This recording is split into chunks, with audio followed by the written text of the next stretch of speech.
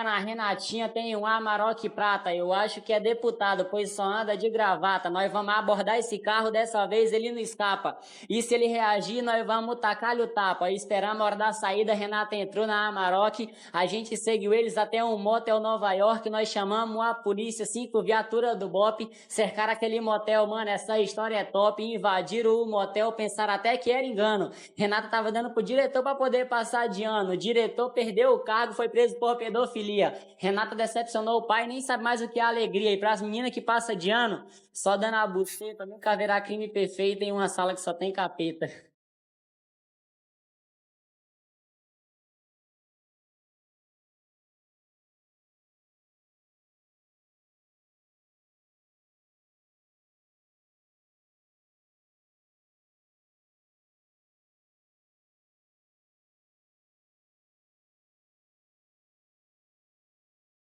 O infeliz aqui de casa vivia dizendo que estava doente, que não aguentava trabalhar. Ele recebia um benefício do INSS e era só pra luxar, pagar academia, farriar. E eu me lascando, feito cavalo, ralando em casa alheia pra dar comida pra ele e pros meus filhos e ainda pagar aluguel. Quando foi esses dias, eu peguei uma conversa dele no celular, falando com o irmão. E no dia que sair minha aposentadoria, eu saio de dentro dessa casa, largo essa doida e vou morar com fulana, que era a prima dele. Eu quase caí dura, mas não fiz escândalo. Só peguei o número do benefício dele, peguei prints das conversas dele jogando futebol, liguei pro INSS e fiz uma denúncia. E no dia da perícia dele, o perito disse: essa palhaçada acabou aqui, ele está apto a trabalhar. Acabou a mamata. O homem chegou aqui doido, querendo recorrer, mas não teve jeito, perdeu o benefício. Aí quando a prima soube que ele perdeu a grana, deu um chute no furico dele. Foi quando eu peguei minhas coisas, aluguei minha casa e separei desse traste. Ele ficou igual doido, me procurando, querendo voltar. Dei entrada na pensão dos meninos hoje, ele tá aqui igual um louco, dizendo que não tem como pagar. Eu gritei: te vire e bote tuas molas. E até hoje ele não sabe que fui eu que fiz a denúncia pro INSS. Diga aí, meu povo, o que vocês fariam numa situação dessa? Deixa aqui nos comentários. Meu marido caiu na besteira de dizer que eu era fraca de cama e que eu só fazia papai e mamãe. Então eu resolvi mostrar pra ele que a fraca aqui não sou eu, e sim ele, que só me proporciona aquela posição. Um belo dia eu tô aqui em casa fazendo minhas coisas, quando de repente meu marido chega e fala: nossa, que mulher velha fraca, só faz uma posição só, tal do papai e mamãe, tem que renovar, tem que fazer coisas novas. Eu olhei pra cara dele e falei assim: uai, eu só faço o que tu dá conta de aguentar, porque se eu mudar um pouquinho tu já vai morrendo. Peguei, ele disse: não, eu não, é você que não me aguenta. Eu falei: ah, é, babaca, peraí. Peguei esse homem de jeito, tomo daqui, tomo dali. E ele disse: aí, foi bom? Eu falei: uai, mas eu nem comecei, tu já terminou. Ah, meu filho, porra, agora tu vai aguentar. Era meu sonho tu reclamar, porque eu não aguentava mais uma posição só. Menino, e eu vi nego gemendo, e eu vi nego agoniado, e eu vi nego mudando de cor. Aí eu falei assim: nossa, que bom que agora você abriu o olho, agora você me aguenta, né? E a minha sogra que trouxe uma moça misteriosa aqui na minha casa para que eu descobrisse toda a verdade sobre o meu marido, parte 2. Quando meu marido chegou, que ele viu essa moça aqui, ele ficou todo desconfiado. Porém, eu achei que ele tava com muita vergonha, até porque a gente não tem costume de receber visita aqui em casa. Ele se trancou dentro do quarto e não queria sair, porém a mãe dele queria ver ele, então eu fui chamar. Gente, ele veio todo desconfiado. A moça já olhou para ele e falou assim: você quer contar ou você quer que eu conte? Gente, na hora ele ficou super furioso, pegou no braço dela pra colocá-la pra fora da minha casa. Eu dei um grito com ele pra que ele soltasse ela. E essa mulher já começou a gritar pros 4 cantos que ele tinha ido lá, feito o filho dela sair do armário e depois tinha partido o coração do filho dela. E que o filho dela queria até tirar a própria vida porque ele descobriu que o meu marido era casado comigo, no caso. Gente, na hora começou a me dar calafrio, sabe? Eu comecei a passar muito mal. Aí ela pegou, olhou pra mim e falou assim: se você não estiver acreditando, eu tenho todas as fotos aqui dos dois juntos. Aí minha sogra pegou e falou assim: como eu descobri isso antes de você, eu não podia deixar ele ficar te enganando. Então eu decidi trazer ela aqui pra te contar toda a verdade. Eu não conseguia acreditar naquilo. Ele se ajoelhou no chão e começou a chorar. Tava aqui ajeitando as minhas coisas aqui na minha cozinha, quando a minha sogra chegou. Aí ela falou: ah, eu trouxe a moça do crochê, que você falou que queria olhar as coisas que ela tinha. Daí elas sentaram, né, ficamos aqui conversando, passei um cafezinho pra gente. E assim, no tempo que elas estavam aqui, essa moça ficava olhando o tempo todo assim, sabe, parecia que ela tava procurando alguém. Daí eu olhei, né, as coisas que ela tinha ali, comprei um joguinho vermelho aqui pra cozinha. Elas ficaram ali um tempo, meu marido chegou do serviço. Quando meu marido abriu a porta, que ele viu que era a mãe dele e essa moça que tava aqui dentro, gente, ele ficou branco, ele não tinha reação, ele passou e nem conseguiu cumprimentar a mãe dele. Na hora eu pensei que ele ficou com vergonha, sabe, porque a gente casou tem pouco tempo. tempo, tem apenas 7 meses e a gente não é muito de receber visita aqui em casa. Então, na minha cabeça, eu achei que ele tinha ficado com vergonha da moça. Ele entrou, foi tomar banho e entrou pro quarto e não queria sair mais pra fora. Daí eu bati na porta e chamei ele, né? Veio todo desconfiado, né? Aí a moça olhou pra ele assim e falou: Ué, você me viu aqui quando você entrou e você não vai falar nada? Daí eu olhei pra ela assim e falei: Ué, o que tá acontecendo? Eu quero uma explicação agora. Como é que você entra na minha casa e você vem intimando meu marido assim, você nem conhece ele? Aí a moça pegou e olhou pro meu marido e falou assim: Você quer contar